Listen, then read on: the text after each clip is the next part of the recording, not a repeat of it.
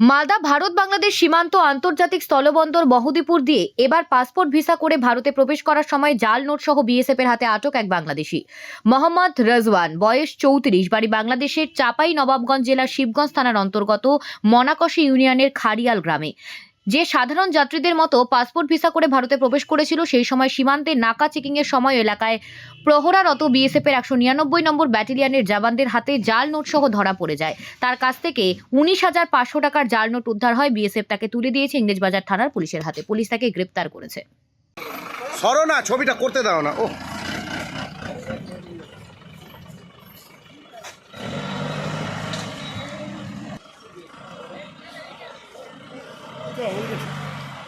আর না ভিজুয়াল করা কে এখানে রেখে বলে দিয়েছি ছেড়ে চলে চলে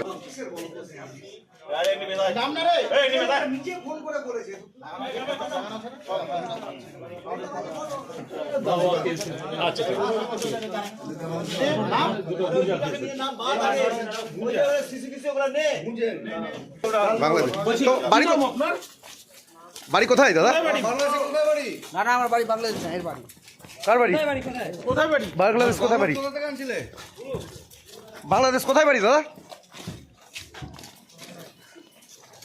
কাকে দিতা জাল নোট? শাবাশ, গেটটা লাগিয়ে দাও। লাগিয়ে দাও।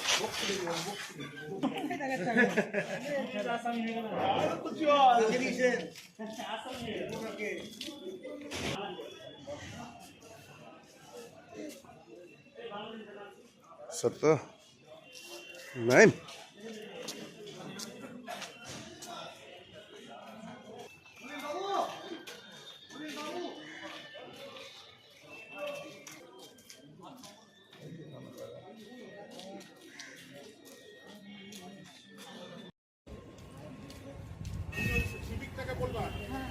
ওকে বলে দিলাম তো তোমার সামনে যাও।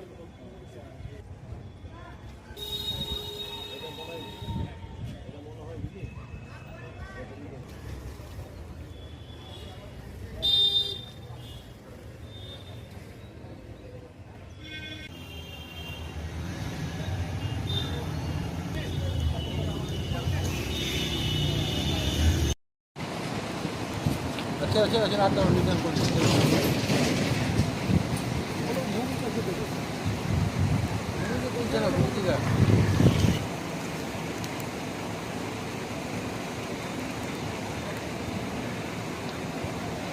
ফোন করলাম, বললো পাঠাচ্ছিল।